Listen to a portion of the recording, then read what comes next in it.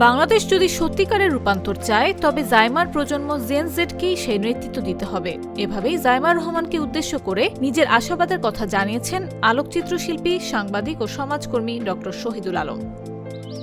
মঙ্গলবার সামাজিক যোগাযোগ মাধ্যমে দেয়া এক দীর্ঘ স্ট্যাটাসে শহীদুল আলম জাইমা রহমানের সঙ্গে তার পরিচয়, রাজনৈতিক বাস্তবতা এবং শিল্প ও তরুণ প্রজন্ম নিয়ে নিজের অভিজ্ঞতার কথা তুলে ধরেন। আলোকচিত্রশিল্পী ড. শহীদুল আলম সামাজিক যোগাযোগ মাধ্যমে দেয়া এক দীর্ঘ স্ট্যাটাসে জাইমা রহমানের সঙ্গে তার পরিচয়, রাজনৈতিক প্রেক্ষাপট এবং শিল্প ও তরুণ প্রজন্ম নিয়ে আশাবাদের কথা তুলে ধরেছেন। স্ট্যাটাসে শহীদুল আলম লেখেন, রাজনৈতিক দমন-পীড়ন ও নির্বাসনের কঠিন সময় লন্ডনে গোপনে জাইমা রহমানের সঙ্গে তার প্রথম দেখা হয়েছিল। 2024 সালের 19 মার্চ আল জাজিরাকে দেয়া একটি সাক্ষাৎকার শেষে একটি হোটেলে স্বল্প সময়ের জন্য তাদের সাক্ষাৎ হয়। সে সময় বাংলাদেশের রাজনৈতিক বাস্তবতা ছিল চরম অনিশ্চিত ও দমনমূলক।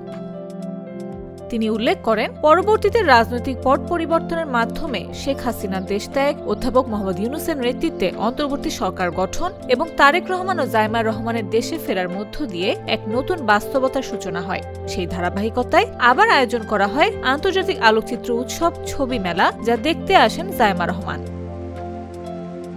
শহীদুল আলম জানান, ড্রিক গ্যালারিতে শিক্ষার্থীদের সঙ্গে দীর্ঘ সময় কাটান জাইমা রহমান। শিল্প, শিক্ষা ও সৃজনশীল অর্থনীতি নিয়ে তার গভীর আগ্রহ তাকে আশাবাদী করেছে বলে লেখেন তিনি। বিশেষ করে এমন এক সময়ে যখন সংস্কৃতি ও নারীর অধিকার আক্রমণের মুখে, তখন তরুণ নারীর শিল্পের সঙ্গে যুক্ত হওয়াকে গুরুত্বপূর্ণ বলে মনে করেন তিনি।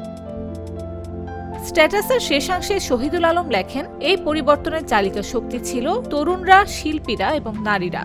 বাংলাদেশের প্রকৃত রূপান্তরের জন্য জেন জেড প্রজন্মের নেতৃত্ব প্রয়োজন। এদিকে পাল্টা স্ট্যাটাস দেন তার এক কন্যা জাইমা রহমানও। মঙ্গলবার নিজের ভেরিফাইড ফেসবুক পেজের এক পোস্টে ড্রিক গ্যালারি পরিদর্শনের কিছু ছবি শেয়ার করেন তিনি। এ সময় ফেসবুক পোস্টে জাইমা অভিব্যক্তি প্রকাশ করে লেখেন, ড্রিক গ্যালারির শিক্ষক-শিক্ষার্থী রাহানামু আহমেদ এবং শহীদুল আলমকে আন্তরিক ধন্যবাদ। নিউজ ডেস্ক, জাগো নিউজ।